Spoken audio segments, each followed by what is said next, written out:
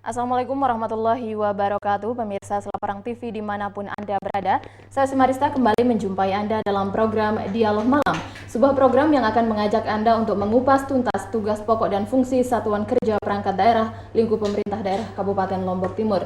Dan pada malam hari ini pemirsa kita akan berbincang tentang pengembangan pariwisata dan generasi muda. Seperti apa konsep pengembangan pariwisata di Kabupaten Lombok Timur dan apa pula imbasnya kepada masyarakat? Lalu di mana posisi pemuda sebagai generasi penerus bangsa dalam pengembangan dan pengelolaan pariwisata? Untuk itu di studio pemirsa sudah hadir bersama kami Kepala Dinas Kebudayaan dan Pariwisata Lombok Timur Bapak Haji Gufranuddin. Assalamualaikum Pak Haji. Waalaikumsalam warahmatullahi wabarakatuh. Baik, terima kasih sudah bergabung untuk malam hari ini.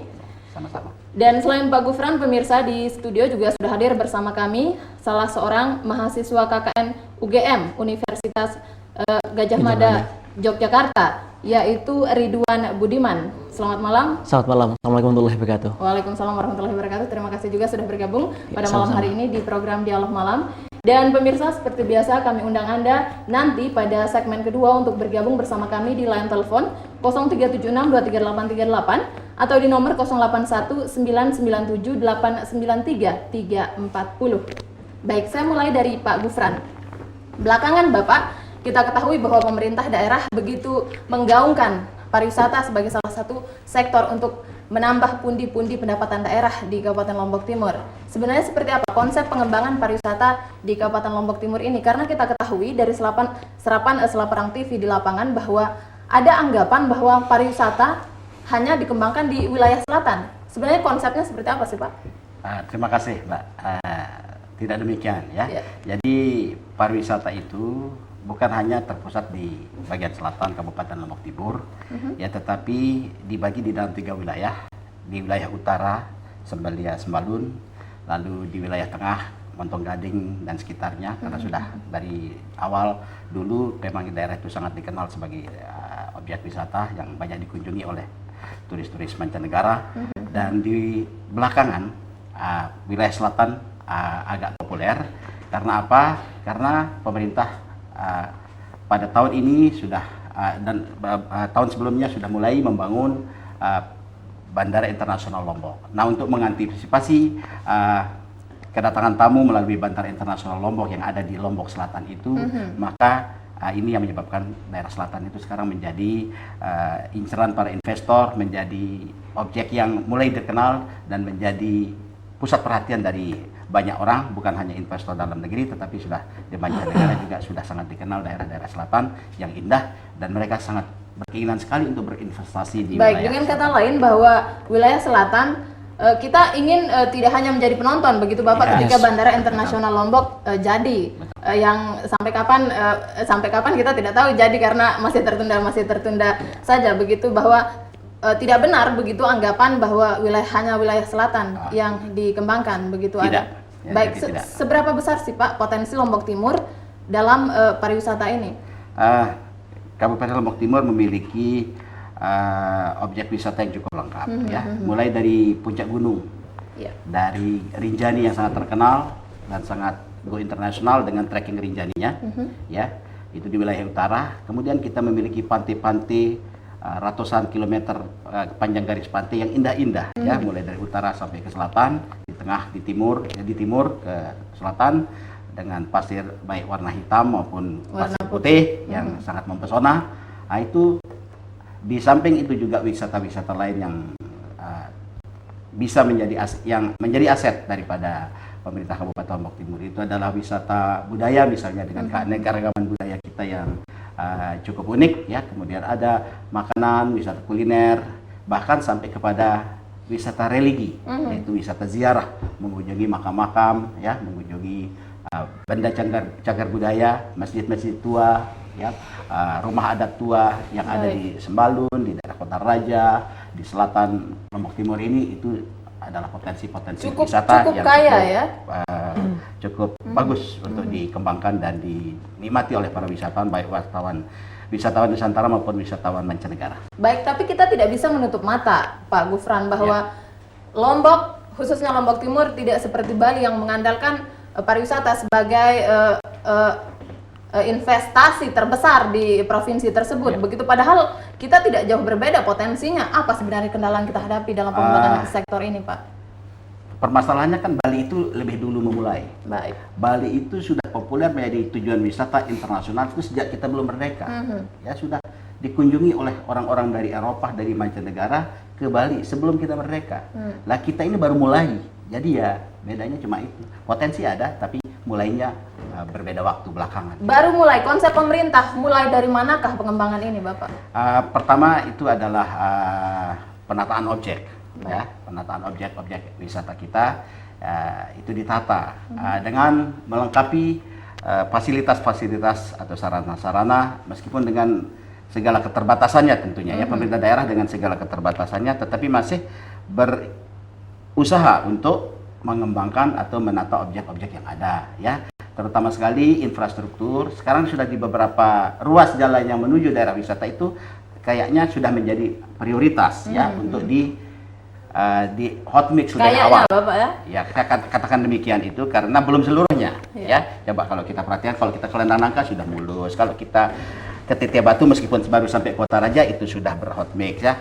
Itu yang lainnya kan akan menyusul. Begitu juga tempat-tempat yang lain, ya, yang menuju ke tempat wisata sekarang saya lihat itu sudah ada akan dimulai di daerah Labuan Haji menuju ke Ruak menuju Tanjung Luar, itu sudah akan mulai sudah kelihatan akan dimulai pembangunan atau hot mix jalan dari Labuan Haji ke Ruak Tanjung Luar itu yang mana merupakan akses utama untuk menuju wilayah selatan untuk disambungkan ke wilayah yang menuju Bandara Internasional Lombok dan pantai-pantai selatan Lombok Timur yang tadi saya katakan sangat-sangat indah itu. Baik, mungkin pemirsa bertanya di rumah, ada apa dengan mahasiswa KKN UGM sehingga pada malam hari ini kami hadirkan? Dan Mas Ridwan, mungkin bisa Anda jelaskan apa sebenarnya maksud dan tujuan kehadiran mahasiswa KKN UGM ini hadir di Lombok Timur? Iya, sebetulnya kami datang ke Lombok Timur ini awalnya juga agak khawatir gitu. Artinya apakah yang kemudian kami bawa ke sini itu sesuai dengan visi misi kami pada awalnya gitu. Kami berangkat dari sebuah kegelisahan yang luar biasa, kenapa milih Lombok Timur, terutama Labuan Haji untuk sebagai KKN kami. Kami melihat sebuah fakta sosial dan secara sejarah maupun secara indeks bahwa secara sejarah pun Labuan Haji kalau kami baca di buku-buku itu sangat kuat dengan fakta sosial yang cukup kuat. Misalnya dulu Labuan Haji itu sebagai tempat para orang-orang dari Lombok Timur ataupun Lombok pada umumnya untuk berangkat naik haji kan. Bahkan kemudian kota Selong itu dulu bukan sekarang ini gitu, tapi dulu di Labuan Haji. Terbukti di Labuan Haji itu ada beberapa kantor pos ataupun misalnya lokasi-lokasi yang itu sebenarnya sangat kaya dengan situs sejarah luar biasa. Dan kemudian Lombok Haji pun juga kalau kami lihat di sana banyak kuburan-kuburan Cina di sana. Artinya di sini Labuan Haji pun kuat dengan secara faktor historisnya. Tapi terus kemudian dari sisi kalau mungkin Pak Gufran juga paham, kalau kami lihat justru NTB terutama di Lombok Timur dan Sumbawa itu kan secara indeks manusia kan HDI ya, Human Development Index itu masih cukup di bawah ya, artinya dekat dengan Papua gitu kan ya. Tiang belum tahu, tapi terakhir Tiang itu lihat tahun 2010 kemarin peringkat nomor 2 di bawah sebelum Papua gitu. Baik. Itu luar biasa. Ya, jika saya menyimpulkan bahwa ketertarikan mahasiswa UGM adalah karena nilai historis, kemudian karena indeks pembangunan manusia yang cukup rendah, begitu. Hubungannya dengan pariwisata kemudian? Nah, terus kemudian kami melihat bahwasanya sebenarnya visi Lombok Sumbawa itu bisa diangkat tapi berdasarkan pemberdayaan masyarakat, Mbak. Jadi kami melihat bahwasanya KKN itu kan fokusnya adalah KKN PPM ya, pemberdayaan masyarakat. Jadi kami melihat bahwasanya pariwisata yang dijunjung tinggi oleh Pemkab Lombok Timur itu juga harus based on berdasarkan pemberdayaan masyarakat. Contoh kemudian gini, ketika kami hadir pas survei kemarin ya, Februari kemarin, kami melihat bahwasanya ada pelang di sana, ada pelang yang tuh dipasang di Labuan Haji sana, di pantai Mandar di sana, itu ada festival kuliner di sana. Dan itu katanya pernah diadakan festival makan ikan di sana. Tapi kemudian kalau kami banyak diskusi dengan beberapa tokoh di sana, termasuk dengan kadus-kadus yang berhubungan dengan pantai langsung, justru setelah acara itu selesai mati gitu. Bahkan bukan dikatakan mati suri, tapi mati total gitu kan ya. Nah, kami berpikir bahwa kami kalau kesini hanya berdasarkan top down sifatnya, pemerintah kemudian ke masyarakat, itu masyarakat sekedar apa ya namanya dikasih ikan, tapi tidak dikasih pancing. Nah, makanya fokus kami adalah pemberdayaan masyarakat agar bagaimana masyarakat juga dikasih pancing, bahkan kalau bisa dikasih perahunya sekalian gitu. Baik, cukup baik konsep dari mahasiswa KKN UGM ini, Pak Gufron. Tapi bagaimana kemudian di Kabupaten Lombok Timur, apakah memang pengembangan pariwisata di Kabupaten Lombok Timur mengusung pemberdayaan masyarakat ini? Keberhasilan pariwisata itu sesungguhnya bukan dilihat dari tingginya angka kunjungan, bukan dari banyaknya hotel-hotel ya atau lama tinggal daripada wisatawan, tetapi justru keberhasilan pariwisata itu bisa dilihat dari seberapa besar pariwisata memberikan kontribusi untuk pemberdayaan masyarakat. Seberapa banyak masyarakat kita yang bisa bekerja di sektor pariwisata, seberapa banyak masyarakat kita yang kehidupan ekonominya banyak bergantung dari pariwisata. Itu semakin banyak yang mereka yang bekerja di sektor pariwisata itu menunjukkan bahwa pariwisata kita itu maju, bukan karena banyak orang datang ke Lombok Timur, tidak ya, tetapi yang bekerja di sektor pariwisata, di hotel, di restoran ya. Itu salah satu sebagai tolak ukur keberhasilan daripada pariwisata, dan masyarakat kita banyak yang bekerja di sektor itu, tidak banyak pengangguran, mereka bisa bekerja dengan segala potensi yang dimilikinya, maka itu adalah suatu keberhasilan. Baik, ada anggapan Bapak bahwa pariwisata adalah keindahan yang hanya bisa dinikmati bule dan orang berduit begitu? Sedangkan masyarakat lokal atau saya sebut saja sejelata hanya bisa menanti remah-remah dari nasi bungkus para wisatawan asing atau si berduit ini begitu. Sebenarnya pemberdayaan seperti apa sih yang dilakukan pemerintah supaya masyarakat benar-benar bisa menikmati hasil daripada pengembangan pariwisata ini? Jadi pariwisata bukan hanya untuk mereka yang berduit ya, tapi pariwisata itu juga buat siapa saja, untuk segala usia, untuk segala tingkatan masyarakat ya. Tentu saja menikmati pariwisata itu sesuai dengan kondisi ekonomi kita. Mungkin kita di sini ya belum menjadikan pariwisata sebagai suatu kebutuhan yang sangat utama ya. Tapi kalau kita lihat sekarang tren ya, pada hari-hari libur itu sudah banyak sekali orang datang ke objek wisata, dan itu orang lokal ya. Apalagi sekali sekarang dengan pemerintah Kabupaten Lombok Timur menerapkan LHK 5 hari kerja, maka hari Sabtu, hari Ahad itu sudah banyak keluarga pegawai PNS, keluarga yang datang ke tempat-tempat wisata ya. Sehingga ini cukup bagus dampaknya 5 hari kerja untuk pariwisata ya. Jadi cukup menguntungkan untuk sektor pariwisata ya kebijakan tersebut. Betul. Baik, menarik tadi Mas Ridwan bahwa konsep yang diusung mahasiswa KKN UGM kemudian adalah pemberdayaan masyarakat begitu. Realnya di lapangan teman-teman dari UGM sudah melakukan apa saja sih? Iya, kami sudah melakukan banyak hal ya, artinya tapi memang belum selesai ya. Jadi kami ada yang bersifatnya secara permukaan, artinya secara fisik, dan ada yang bersifatnya edukasi. Jadi kami secara di lapangan, terus juga secara edukasi kami juga lakukan itu semua. Kalau yang bersifat lapangan kami sudah melakukan banyak hal, misalnya kayak bersih-bersih pantai sampai 2 kali, bahkan barusan kami melakukan sebuah bersih-bersih dusun. Jadi kami mulai mencontohkan kepada masyarakat Labuan Haji, khususnya di Dusun Mandar, Ambengan, dan Labu Haji, bahwa kalau ini sampah ini nggak dibereskan secara pas dari dini gitu, nanti pas hujan pun akan banjir gitu. Artinya nanti masyarakat Labuan Haji sendiri pun yang merasakan dampaknya bahwa ini pantai akan menjadi kotor, dan ketika ini kotor maka tidak akan banyak wisatawan yang datang gitu kan ya. Bahkan kami melakukan hal itu. Kalau secara edukasi kami melakukan misalnya kayak pemberdayaan masyarakat. Contoh misalnya 2 hari yang lalu kami melakukan kerjasama dengan DKP, Dinas Kelautan dan Perikanan.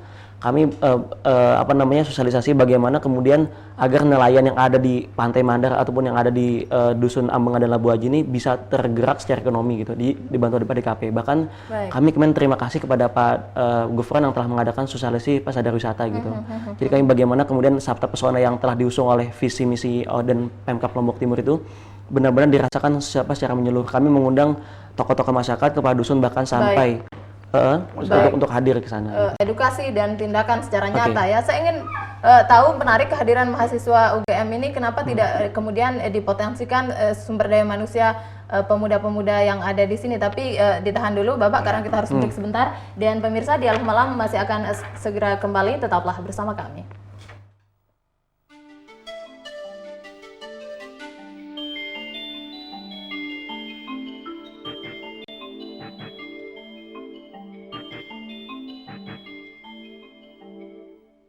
Dialog malam mengupas tuntas tugas pokok dan fungsi satuan kerja perangkat daerah, live dan interaktif. Dialog malam selama 1 jam mulai pukul 20.00 sampai dengan 21.00 waktu Indonesia bagian tengah.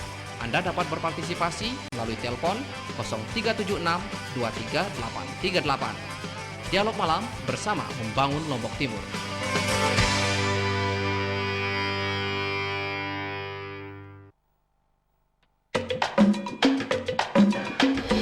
Hadir dengan filosofi cermin, memantulkan cahaya, menampakkan bayangan apapun, apa adanya. Perjalanan menelusuri kehidupan masyarakat Bumi Selapara di pelosok dusun, kampung, dan desa. Leha-leha, banyak berjalan, banyak dilihat, banyak dirasakan. Bulan sakti.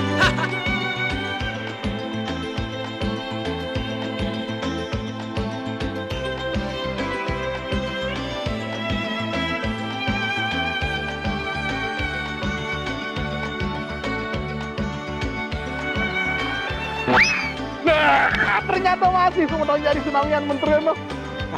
Kan aneh, dalam pelunggu meter-meter jok balik yang diarak jantik lu berbadan tuh muncul malik. Selanjutnya nyuruh perjalanan makin ke. Tidip, tidip. Awas sebelum jadi senamian di ke motor darah rim.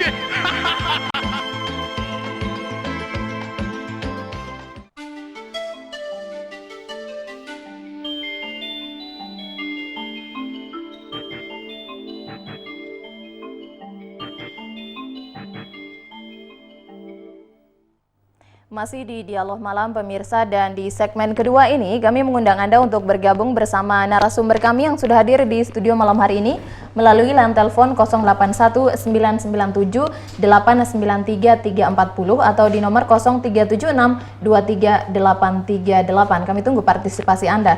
Baik Pak Gupran, kita lanjutkan bahwa menjadi menarik kehadiran mahasiswa KKN UGM Yogyakarta ini di Lombok Timur. Pertanyaannya kemudian adalah kenapa tidak pemuda-pemuda di Lombok Timur yang digandeng untuk melakukan ada tindakan pemberian edukasi dan tindakan real untuk tadi ada bersih pantai yang dilakukan mahasiswa KKN UGM. Lombok Timur saya pikir tidak miskin oleh sumber daya manusia muda begitu.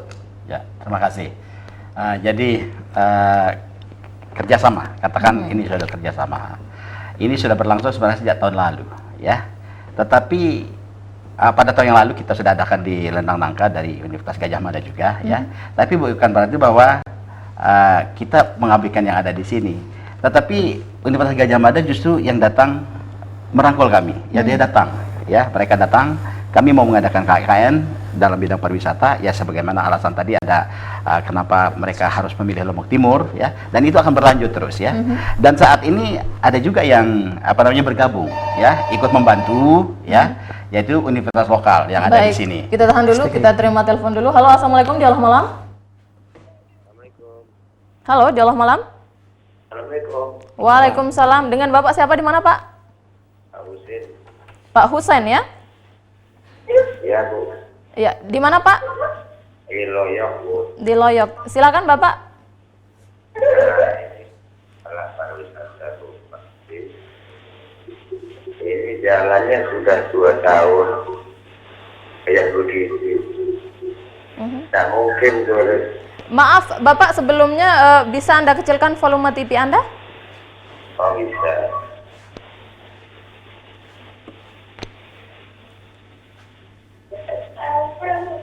Oh, Ya, silakan Bapak. ini kan pariwisata sudah 2 tahun ini sama Mas Loyok. Ini tugasnya pariwisata sampai mana, Bu? Ya, kita minta. Nah, berarti kan begitu. Terima kasih. Pariwisata itu. Iya. Terima kasih, Bu. Baik, terima kasih Pak Husain di Loyok.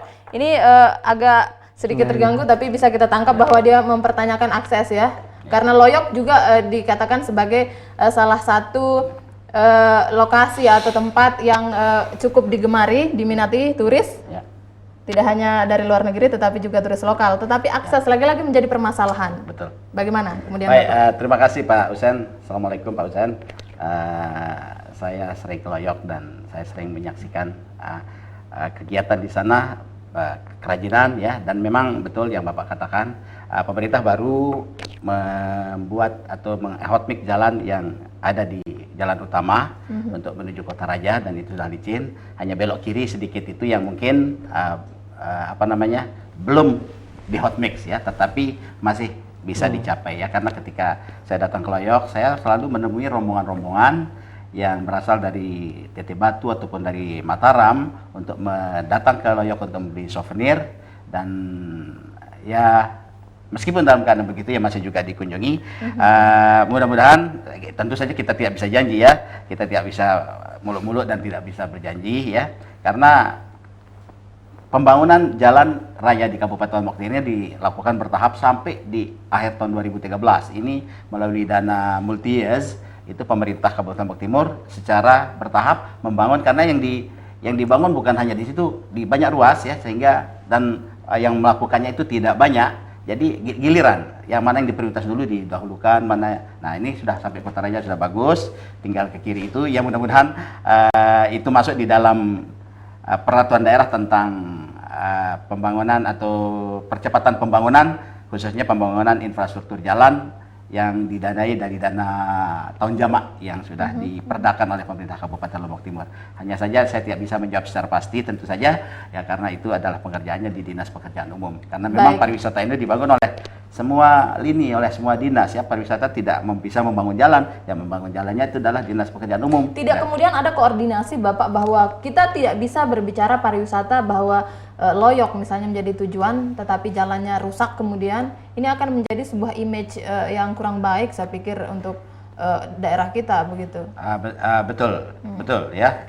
Tetapi sebagaimana saya katakan di awal tadi, bahwa pemerintah Kabupaten Lombok Timur dengan segala keterbatasannya ya membangun ya tidak instan, tidak simsalabim ya, semuanya dengan perencanaan, semua dibantung kepada pendanaan ya, karena ruas-ruas jalan ini bukan hanya harus dibangun oleh kabupaten, tetapi ada juga bagian yang yang harus dibangun oleh provinsi, ada bagian jalan yang harus dibangun dengan APBN. Itu semuanya itu akan bersinergi, tetapi karena panjang ruas jalan di Kabupaten Lombok Timur ini ribuan ya, hampir ribuan kilometer kalau disambung-sambung ya, banyaknya ya, dan memerlukan dana mungkin triliunan rupiah, sedangkan anggaran kita itu untuk infrastruktur itu masih belum, jauh daripada memadai, hanya untuk bangun jalan saja, belum lagi bangunan-bangunan yang lain ya. Nah, itu semuanya ada skala prioritas mana yang didahulukan ya, jadi ya menjadi menarik Bapak pernyataan tadi Bapak di depan bahwa Lombok, khususnya Lombok Timur baru mulai dalam pengembangan pariwisata ya. Masih tertatih kalau saya katakan begitu Bapak. Pertanyaan saya tadi adalah dari mana dia mulai begitu.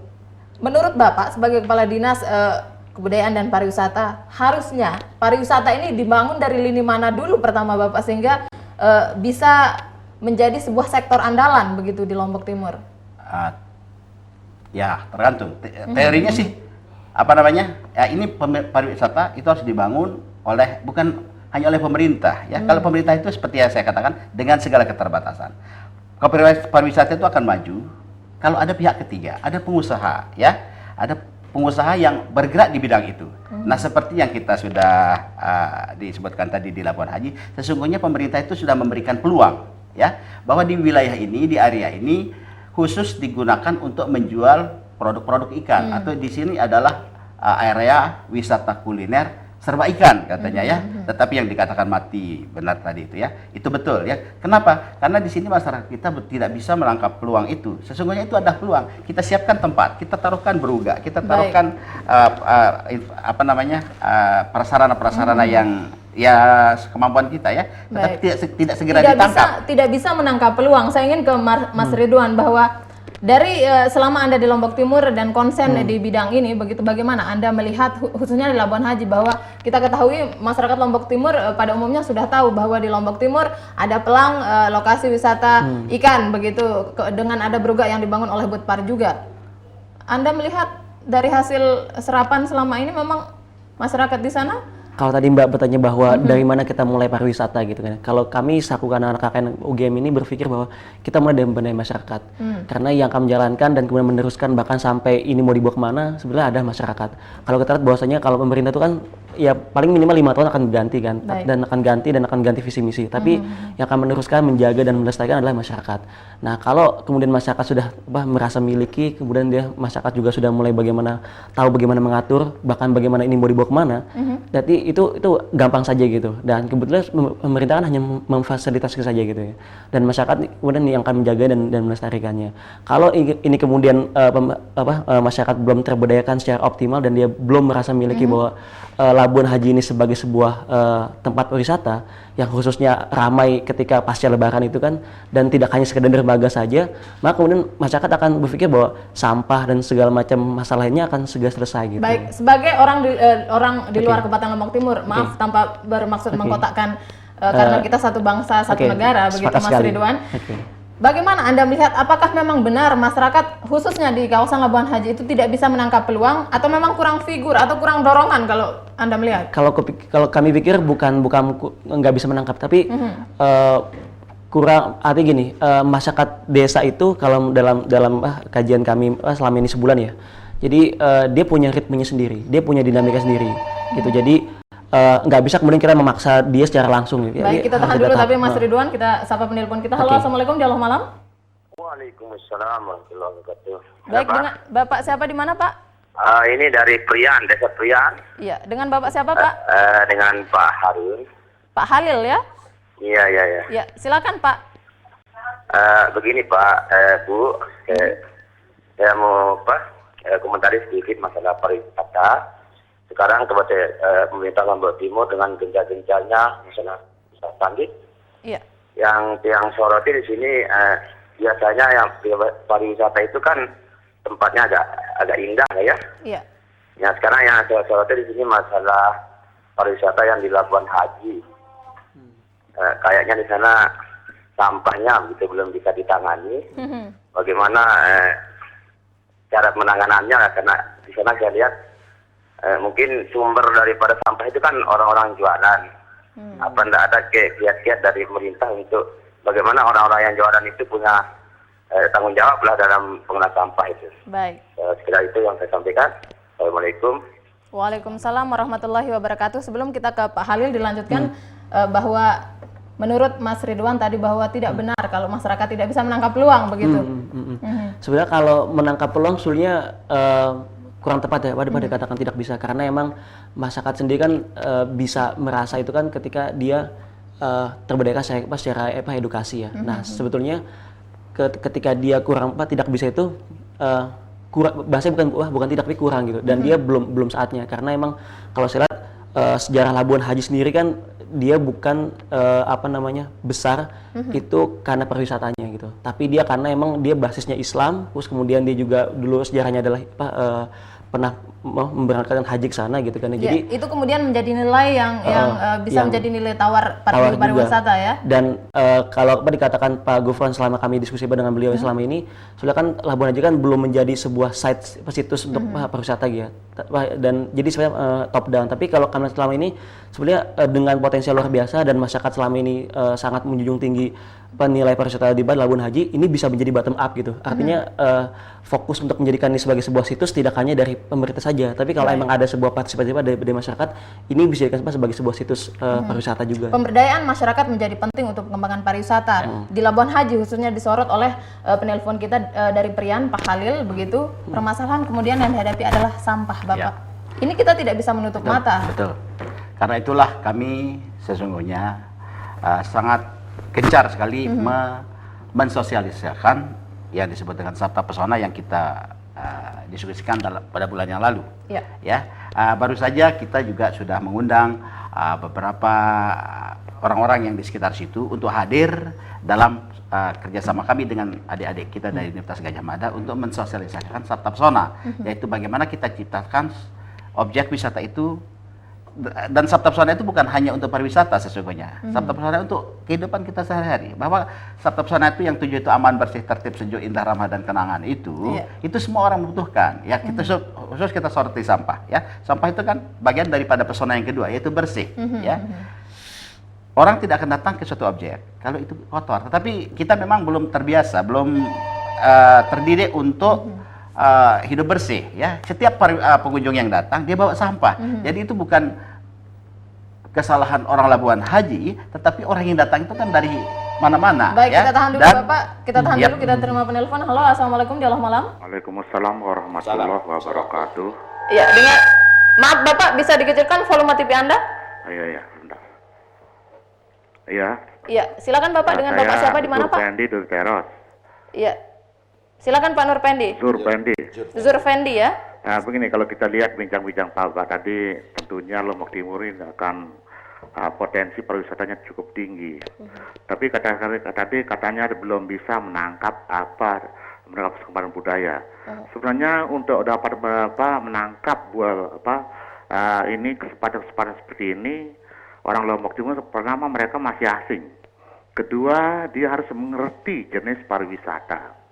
Sedangkan kalau kita lihat jenis pariwisata itu ada 6. Pertama, pariwisata untuk menikmati perjalanan. Ada yang disebut pleasure tourism. Yang kedua, pariwisata untuk rekreasi atau recreation tourism. Terus yang ketiga, pariwisata untuk kebudayaan atau culture tourism. Kalau ini memang dominan di Lombok ini kalau saya. Nah, justru ini harus dikaji apa-apa yang ada di sini. Nah, disinilah para masyarakat itu bisa berkompetensi di sini menjajakan dagangan-dagangnya seperti tata boga itu, tata geraha itu di sini. Karena memang kalau kita lihat keempat ini ada pariwisata untuk olahraga atau sport tourism. Dan yang kelima adalah usaha dagangan ini yang belum ada kompetensi ini yang belum ada. Tapi kita garap yang 3 ini saya kira cukup potensi di Lombok ini. Karena kita punya banyak objek untuk olahraga aja bisa selancar angin sebelah selatan bisa juga. Bisa perjalanan menaik gunung bisa juga. Segala macam yang 3 ini bisa. Nah, oleh sebab itu inilah coba didalami dulu proyek-proyek seperti ini sehingga baru masyarakat itu akan bisa terlibat. Karena masyarakat kita ini boleh dikatakan masih asing namanya pariwisata. Perlu diarahkan ke sini juga baru akan mereka bisa bergerak itu. Saya kira aja dulu ya. Terima kasih. Baik. Assalamualaikum. Waalaikumsalam warahmatullahi wabarakatuh. Sebelum kita ke Pak Zurfendi, kita lanjutkan penelpon kita Pak Halil bahwa sampah menjadi masalah dan Bapak katakan bahwa masyarakat kita memang belum sadar. Betul. Ya.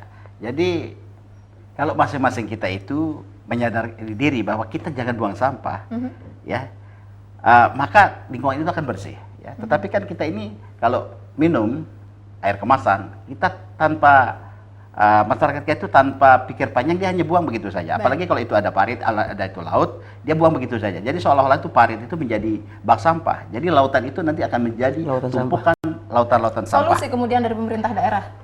Antaranya yaitu kami dari dinas kami itu kami melakukan yang saya sebutkan tadi adalah sosialisasi tentang pentingnya kebersihan di dalam mengembangkan pariwisata melalui gerakan Saptapsona dan Sadar Wisata. Ya, itu yang kami lakukan. Tentu saja akan ditopang oleh dinas lain. Di sini kita punya dinas kebersihan dan pertamanan.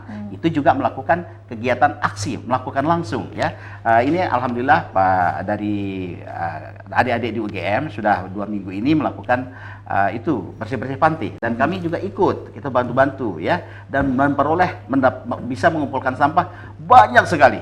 Ya, banyak sekali yang diangkut oleh dinas kebersihan ke tempat pembuangan akhir. Ya, jadi ketika saya datang dan ikut bekerja di situ, saya melihat tidak lagi orang berenang di antara botol-botol plastik, tetapi dia itu berenang agak jernih sedikit. Karena mengerikan berenang bersama plastik. Betul, Beberapa waktu lalu tim redaksi Selaparang TV sempat meliput kegiatan teman-teman KKN UGM begitu yang melakukan bersih pantai. Apa sebenarnya yang menginspirasi teman-teman dari UGM ini bahwa perlu dilakukan bersih-bersih pantai? Karena sebelumnya saya pikir belum pernah dilakukan memungut sampah di pantai. Jadi kami berpikir bahwa kalau ada sekian masalah terus kemudian tidak ada yang mau mengambil peran untuk menyelesaikan masalah, itu akan menjadi suatu hal yang nihil ya. Jadi kami datang sini, kami bukan sekedar kemudian pengen bersampah dan kami tidak pengen kemudian menggantikan peran dinas kebersihan untuk tapi kami pengen ngasih contoh gitu. Sederhana aja. Jadi ngasih contoh kepada masyarakat bahwa kita hadir ke sini tidak hanya kemudian menghabiskan waktu 2 bulan untuk liburan saja gitu. Walaupun kemarin ada, tapi kami berpikir bahwa kami kesini hadir ngasih contoh dan kemudian memberikan sebuah kesadaran. Jadi kesadaran tidak hanya sekedar halo-halo saja gitu. Jadi kalau hanya halo-halo saja via masjid ataupun yang lainnya itu akan sia-sia. Tapi kalau kami melakukan take action langsung, masyarakat akan melihat, wah orang yang jauh saja datang ke sini peduli dengan sampah kita, lingkungan kita. Animo masyarakat ketika teman-teman KKN UGM? Luar biasa. Jadi kami mengalami 2 kali melakukan bersih pantai dan memang yang banyak fokus adalah anak-anak kecil dan pemudanya gitu. Walaupun memang pengunjung dan orang-orang tua di Mandara, di Ambang dan Labu Aji cukup kurang ini, tapi kami sangat dibantu, terutama bahkan dibantu oleh Brimob 20 orang gitu datang sana gitu. Kami luar biasa dibantu oleh banyak pihak. Gitu. Kita masih akan berbincang juga menjawab penelpon tadi dari Pak Zul Effendi, tapi lagi-lagi kita harus break dan pemirsa tetaplah bersama kami, Dialog Malam segera kembali.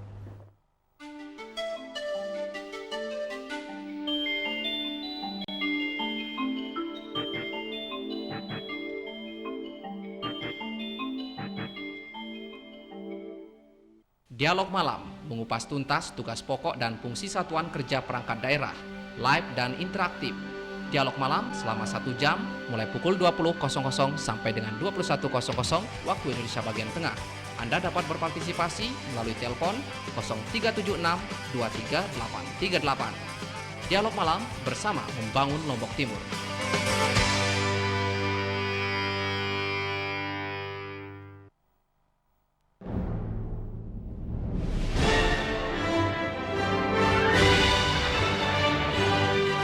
Munculkan ke permukaan dan itu menjadi inspirasi kita semua.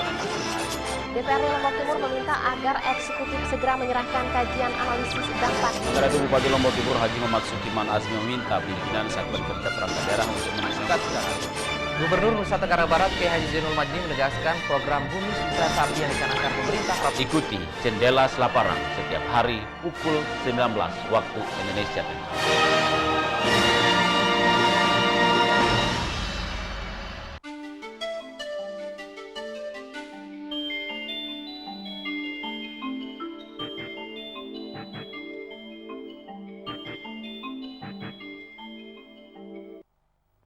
Masih di Dialog Malam pemirsa, dan kembali kami undang Anda untuk bergabung bersama kami di studio melalui line telepon 0376 23838 atau di nomor 081 997 893 340. Baik, menarik masalah sampah. Memang sampah adalah permasalahan yang tidak habis-habis begitu. Teman-teman dari KKN UGM sempat melakukan memungut sampah di Pantai Labuan Haji. Ini sebuah gerakan yang sangat luar biasa, kita pikir Bapak. Tapi kita tidak ingin bahwa ini hanya menjadi gerakan ketika teman-teman dari UGM datang ke Lombok Timur. Bagaimana? Ada tindak lanjutnya nanti? Justru itulah ya. Jadi apa yang dilakukan oleh adik-adik dari mahasiswa KKN PPM UGM itu sudah dilihat, diberikan contoh kepada masyarakat. Dan ketika kami melakukan itu pada saat itu, ada juga yang ikut berpartisipasi itu dari pengunjung. Mereka yang berenang juga ikut ngangkut sampah. Alhamdulillah. Nah ini kita harapkan contoh yang akan diberikan, sudah diberikan dan masih akan diberikan selama KKN PPM UGM ini itu bisa ditindaklanjuti terus-menerus ya. Bukan hanya bisa ditindaklanjuti oleh siapa kira-kira? Oleh kita semua ya. Besok mereka pulang, ada yang melakukan itu. Mungkin mahasiswa dari sini. Paling tidak masyarakat kita harapkan justru mereka datang itu untuk memberikan contoh bagaimana kita menciptakan lingkungan yang bersih, nyaman, sehingga kita senang tinggal di sana. Mudah-mudahan dengan didengarnya dialog ini, ya mudah-mudahan para pemuda-pemuda Lombok Timur mau tergerak untuk mengajak masyarakat memungut sampah atau paling tidak membuang sampah di Pantai Labuan Haji, begitu ya Bapak. Persoalan kemudian adalah orang pengunjung, pedagang mungkin tidak tahu harus membuang sampah di mana, begitu, sehingga dengan santainya membuang sampah sembarangan. Terima kasih, saya kok merasa jadi kepala dinas kebersihan. Ya, karena Sabta Pesona pariwisata punya. Ya, terima kasih. Di beberapa tempat ini memang belum cukup. Pihak pemerintah dalam hal ini dinas kebersihan sudah meletakkan bak-bak sampah. Ada tong-tong yang besar sekali yang diletakkannya. Tetapi itu lagi sikap mental daripada masyarakat kita. Enggan, meskipun di depannya ada tong sampah juga masih enggan. Ya, di mana misalnya orang merokok, dia tidak akan mencari asbakar kalau dia berada di tempat yang agak umum, dia akan buang begitu saja ya. Tapi mereka orang yang sadar akan kebersihan, dia akan mencari tempat untuk membuang puntungnya, padahal sekedar puntung.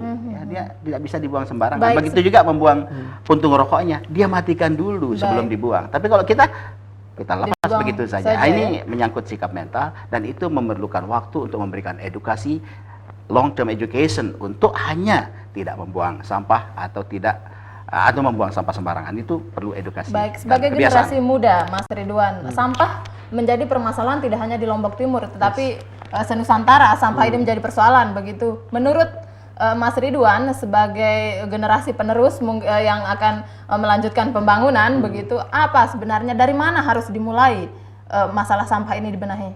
Sebenarnya kalau ini jawab dulu atau bagaimana? Baik, kita jawab dulu Mas Ridwan. Halo, assalamualaikum, dialog malam. Waalaikumsalam. Ya, waalaikumsalam. Dengan Bapak siapa di mana Pak? Ini dari Pak Abdurrahman. Maaf, dengan Bapak siapa? Abdurrahman. Ya, di mana Pak? Di Rakam. Ya, silakan Pak Rahman. Ini masalah objek-objek wisata itu sering saya lihat itu masalah tiket masuk itu ya. Terus bagaimana menyikapinya? Kadang-kadang nggak pakai tiket, kadang-kadang mau dikasih uang saja begitu, terus dikasih masuk kantong. Nah, menyikapinya itu bagaimana itu? Kayaknya menyalahi aturan itu petugas di sana itu. Maaf, Bapak bisa diulangnya agak putus-putus suara Anda?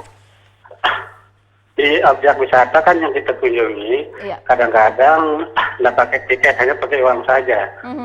Saya kayaknya nggak setuju itu. Baik. Terus uangnya itu kemana itu? Bingung saya jadinya kalau mengunjungi objek-objek wisata itu. Ini pengalaman Bapak pernah seperti itu, Pak? Pernah. Di mana, Pak, kalau boleh? Bukan sekali dua kali. Itu. Tolong diantisipasi di petugas-petugas yang di sana itu. Baik. Itu saja Pak Makasih Abdurrahman. Ya. Ya. Waalaikumsalam. Waalaikumsalam warahmatullahi wabarakatuh. Ya, dilanjutkan Mas Ridwan, sampah persoalannya dari mana harus sebenarnya dibenahi? Sebetulnya kalau melihat sampah itu tidak hanya di masyarakat yang tidak, mungkin bahasanya adalah belum sadar ya.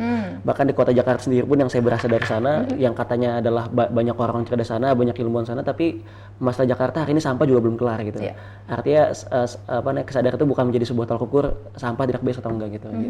Jadi kami berpikir bahwa kalau ada sampah terus kemudian solusinya adalah emang yang paling cepat dan emang yang paling bisa mengena adalah masing-masing pihak maupun dari pihak elemen dari pemerintah, swasta ataupun dari masyarakat ngasih contoh gitu. Nah, jadi kalau sederhananya adalah berhenti menyalakan kegelapan dan mengasihkan sebuah cahaya gitu. Baik, jadi kita berharap seperti itu, Mas Ridwan. kita berharap seperti itu. Baik, kita ke penelpon selanjutnya. Tadi ada Pak Zurfendi di Teros mengatakan bahwa ada 6 jenis pariwisata begitu dan Lombok Timur memiliki itu semua potensial untuk dikembangkan. Ya. Bagaimana? Terima kasih Pak Jurfendi nih, langganan Pak Jurfendi ini dia sangat concern dengan pariwisata dan pengamat pariwisata rupanya ya.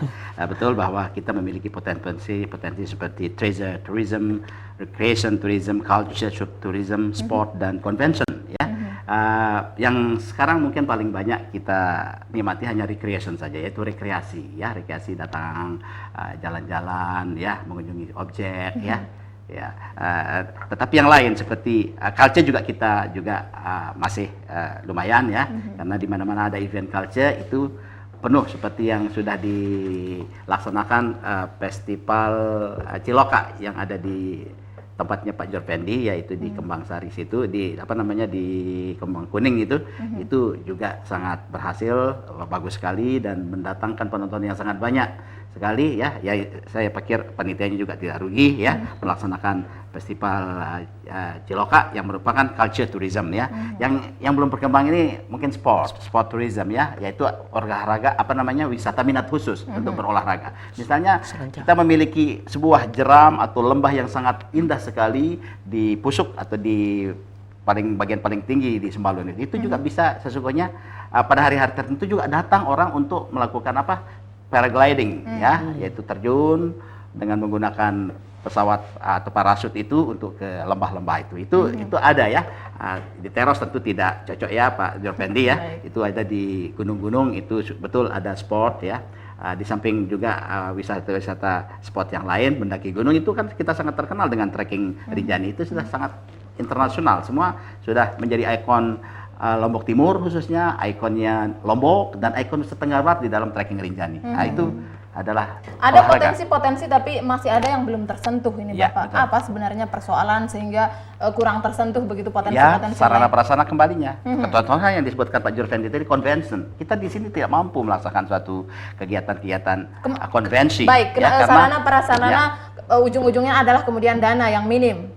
Begitu. ya, itu tidak mesti dari pemerintah loh ya. Ya. Ya, itu yang saya katakan tadi, pihak ketiga, apa orang swastawan, Bagaimana bisnismen. kemudian pemerintah daerah, dinas pariwisata dalam hal ini menjemput kemungkinan adanya investor masuk Ya. ke Lombok Timur? Saat ini beberapa belasan investor, ya, cukup banyak itu ya, yang akan memulai usaha baik di utara, di tengah maupun di selatan. Yang paling sangat diminati sekarang ini di selatan, yaitu oleh negara-negara Eropa. Jadi ada sebuah konsorsium di sana yang terdiri dari Jerman, Inggris, dan Swedia, itu sangat berminat untuk berinvestasi di wilayah Tanjung Ringgit. Nah itu kita jemput, kita datang ke Eropa, kita diundang datang ke negaranya, kita datang ke Stockholm, berunding dengan menteri, dengan pejabat-pejabat pusat, juga pejabat pusat, maksudnya pusat di Stockholm, dan juga bertemu dengan para investor, para usahawan yang sangat berminat dari segala bentuk bisnis, ya. Ada yang ahli daging, ada yang ahli lingkungan, ada yang ahli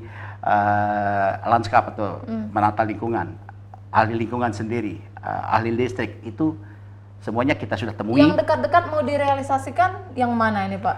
Itu sesungguhnya itu kalau saya lihat ya, ada wilayah di daerah Taman Nasional di Joben, di atasnya itu ya. Itu investor dari Singapura itu akan berinvestasi di sana kira-kira 20 miliar rupiah ya.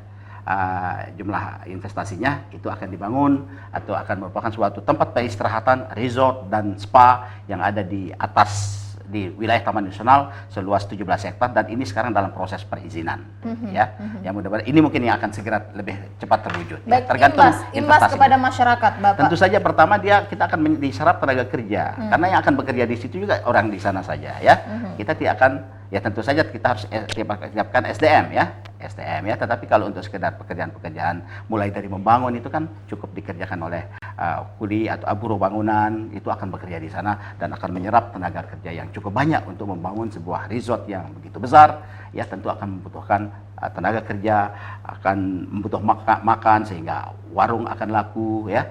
Itu semuanya akan sangat bermanfaat bagi orang lokal sendiri. Baik, sangat bermanfaat. Kemudian kita ke penelpon kita yang ada di Rakam, Ya. Pak Abdurrahman. Pak. Ya, Ada keluhan bahwa dipungut uang saja, kemana uangnya, ini menjadi pertanyaan. Bagus, terima kasih ya. Ini di mana? Kalau itu milik pribadi, kan seperti di beberapa tempat itu kan milik pribadi yang dan itu mungkin dia tidak menerbitkan karcis, itu adalah miliknya dia ya tidak apa-apa. Tetapi kalau itu adalah sebuah objek wisata yang diizinkan oleh pemerintah, ya, artinya milik daripada pemerintah yang harus dipungut melalui tiket masuk dan distorkan kepada dinas pendapatan ya dan pengelolaan keuangan dan aset itu, maka itu harus berkarcis ya. Tetapi kalau dia tidak berkarcis itu termasuk pungutan liar. Pungutan liar. Apakah itu kemudian dinas kebudayaan dan pariwisata mensosialisasikan kepada masyarakat bahwa ini loh yang milik pemerintah ini? Dan saya pikir tidak semua masyarakat tahu bahwa lokasi wisata itu milik Pemda atau milik pribadi begitu. Jadi itu bagian daripada sosialisasi gerakan sadar wisata ya, bahwa kita ini memang suka yang gratis-gratis ya. Kalau ndak bayar itu pasti banyak yang datang. Nah ini sifat ini tidak begitu bagus ya. Maaf, saya sendiri kalau datang ke suatu tempat saya bayar. Berapa sih uang 3.000 rupiah, 5.000 rupiah untuk masuk ke suatu objek ya?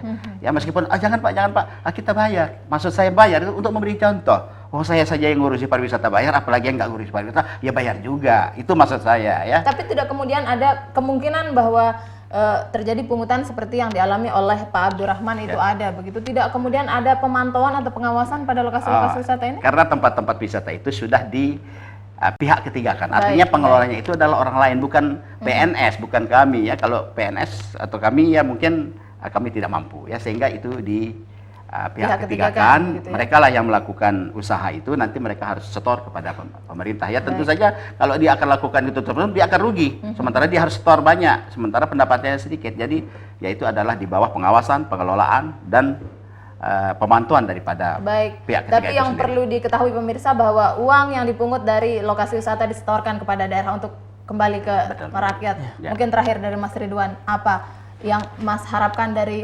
kegiatan Mas di Kabupaten Lombok Timur bersama teman-teman UGM terkait dengan pariwisata ini? Ada beberapa harapan kami sebelum kami pulang tanggal Agustus besok ya, tanggal 22 besok. Jadi kami beberapa harapan kami adalah yang pertama adalah adanya kerjasama yang sangat intensif, terutama di antara 3 lini, universitas, masyarakat, dan pemerintah. Karena kalau hanya kampus saja yang jalan, terus pemerintah belum ngasih peluang ataupun ngebuka tangan buat ngasih kerjasama, sulit. Terus juga dengan masyarakat yang acuh tak acuh juga sulit. Makanya adanya sebuah kerjasama yang sangat intensif gitu ya. Tidak hanya sifatnya koordinatif, tapi juga intensif gitu. Tiap hari itu ada sebuah komunikasi yang intensif antara masyarakat, pemerintah dengan kampus, universitas. Kami akan sangat apresiatif. Itu yang pertama. Yang kedua adalah kami berharap bahwa KKN kami ini tidak hanya sekedar seremonial gitu, artinya 2 bulan saja gitu, artinya tapi ada sebuah jangka panjang gitu. Kalau pemerintah NTB punya visi Lombok Sembawapa 2012 itu, artinya dia punya visi jangka panjang dan jangka pendek dan jangka menengah. Dan kami berharap bahwa ketika kami nanti pulang ke Jogja kembali, jadi kami berharap bahwa ini akan ada yang meneruskan. Makanya di antara visi di antara grand design kami adalah kami juga kerjasama dengan teman-teman STKIP Hamzan Wali, pun juga kami akan membentuk yang namanya Pokdarwis, kelompok sadar wisata. Jadi harapannya ketika kami nanti pulang ke Jogja, ini akan ada yang menjaga, merawat, dan melestarikan. Baik, Pak Gupron, akan ada yang menjaga, meneruskan, supaya apa yang dilakukan teman-teman UGM tidak sia-sia untuk membangkitkan atau memulai melakukan bersih Pantai Labuan Haji, realnya begitu Bapak. Ya, Bu, jadi, Pak, siap melakukan ada tindak satu lanjut? kalimat atau kalimat yang indah yang dikatakan bahwa objek wisata, saya lebih kepada objek wisata ini bukan merupakan warisan daripada nenek moyang kita, tetapi ini adalah merupakan titipan dari anak cucu kita. Itu maksudnya ya jangan kita rusak ini, tapi kita pelihara supaya nanti anak cucu kita itu masih bisa menikmati. Ya katakan misalnya kita punya tempat pemandian otak koko yang konon bisa menyembuhkan atau bisa dipakai untuk berobat, maka itu kalau kita tidak pelihara, maka anak cucu kita itu mau berobat kemana, ya? Jadi harus kita pelihara karena ini merupakan titipan. Baik. Oleh karena itu ya tentu saja kita harapkan kepada generasi muda, kepada anak-anak kita, kepada cucu kita, supaya dari sekarang mempersiapkan diri baik dari segi sumber dayanya untuk bisa melanjutkan apa yang akan kita berikan nanti. Kalau kita ini sudah tiada, itulah menjadi titipannya itu masih bisa dia nikmati. Dinikmati oleh anak cucu. Baik, terima kasih Pak Haji Gufran sudah bergabung bersama kami di sini. Mas Ridwan juga terima kasih. Tampiasi. Iya. Baik, terima kasih pemirsa, dan itu tadi dialog kita dengan 2 narasumber kita yang sudah hadir di studio malam hari ini. Keindahan memang berhak dinikmati oleh siapa saja, tapi kewajiban siapa saja juga untuk menjaga dan melestarikan alam demi mewariskan keindahan ini kepada anak cucu atau generasi-generasi berikutnya. Mewakili kerabat kerja yang bertugas malam ini, saya Simarista mengucapkan terima kasih atas kebersamaan Anda. Sampai jumpa. Wassalamualaikum warahmatullahi wabarakatuh. Waalaikumsalam warahmatullahi wabarakatuh.